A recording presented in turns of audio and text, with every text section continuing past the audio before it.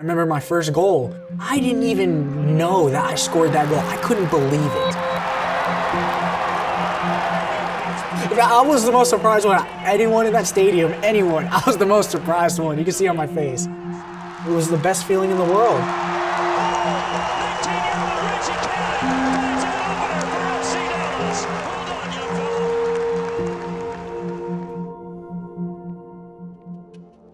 And this is a picture of when you want to go see Santa, and everywhere you went were a soccer jersey.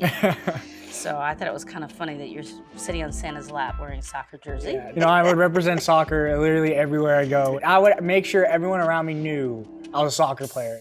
My mom is actually a urologist. My dad's a radiologist. My grandfather is a meteorologist, and so I have all these important figures in my family who are doctors and doing huge things for the community. My grandpa actually won a Nobel Peace Prize for all these things in meteorology. There's always been pressure on me to pursue a career in that area, and they were always pushing me to get the best grades and to get to the top of your class. It was kind of hard to deviate from that path. Why not, live up to my grandpa's name and live up to, having a successful family like my mom and dad did. But Grandpa actually told me the other day that you have to do what you want to do and what's in your heart, and that's the most important thing.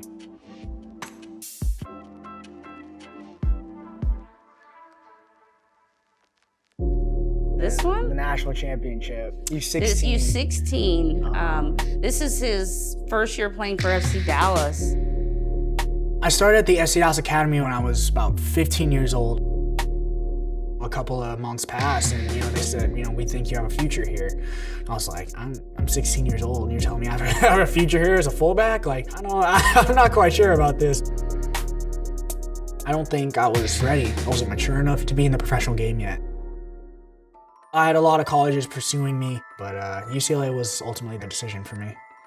My parents were definitely instrumental in that decision making to go to college first before signing that contract, because any kid would have been like, oh, I'm gonna sign that contract, without thinking of the repercussions. But my parents nudged me in the right direction to go to college first and mature soccer-wise to be able to play at this level.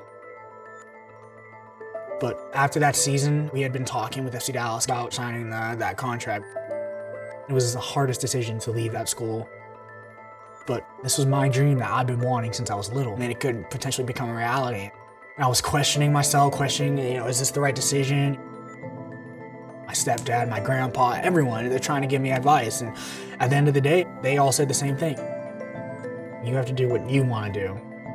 And what I want to do is become one of the best right backs in the world. And to do that, I have to make sacrifices like those.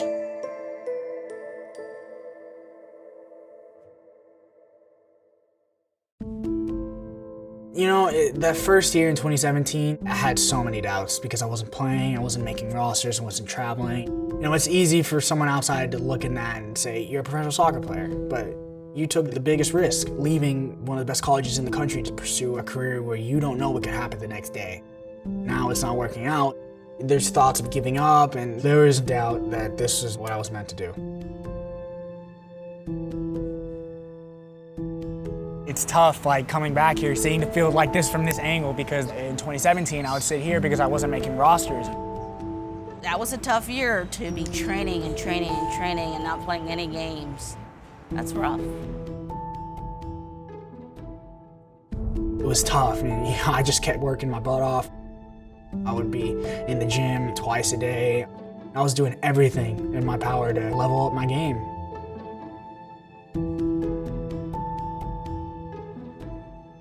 At that moment, he's a 17-year-old trying to impact a first-team roster. That's hard anywhere in the world. He had to watch another player play his position for the majority of the minutes, if not all of them, in a season. But it made him stronger. It made him dig deep about how much he loves this game and what is he willing to persevere to earn opportunities.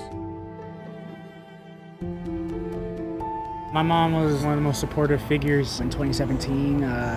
She called me to make sure I was okay. She would text me. She would tell me to keep my head up. Everything she could do to help me realize I could play in this field. I could play for this team and to make this club proud.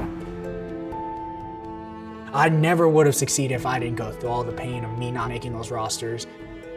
It wouldn't prepare me for the season that I've had this year and last year.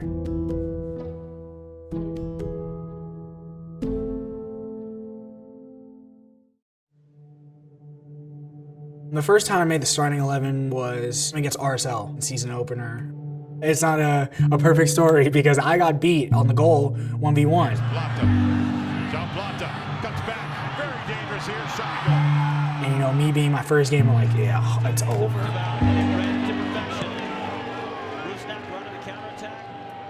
But that game, I played okay. You know, there were butterflies. My first actual professional, MLS game. The second game, it got better.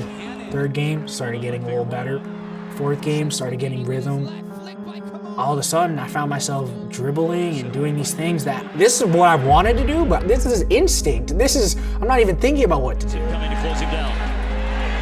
Cannon cuts back. Puts it in. I remember my first goal. I didn't even know that I scored that goal. I couldn't believe it. I was the most surprised one. Anyone in that stadium, anyone, I was the most surprised one. You can see on my face. It was the best feeling in the world. 19-year-old Reggie Cannon finds an opener for FC Dallas. Well done, young fella.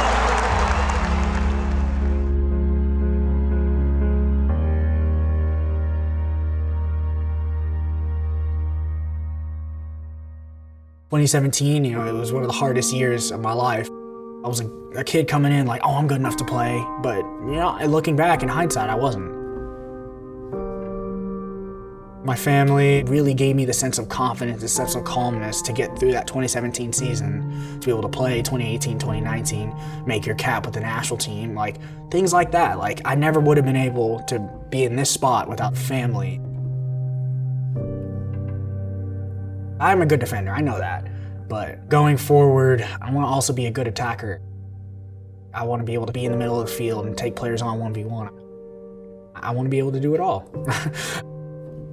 I think a right back can win the MLS MVP. I think a right back can win the Golden Boot. There's no reason why I can't.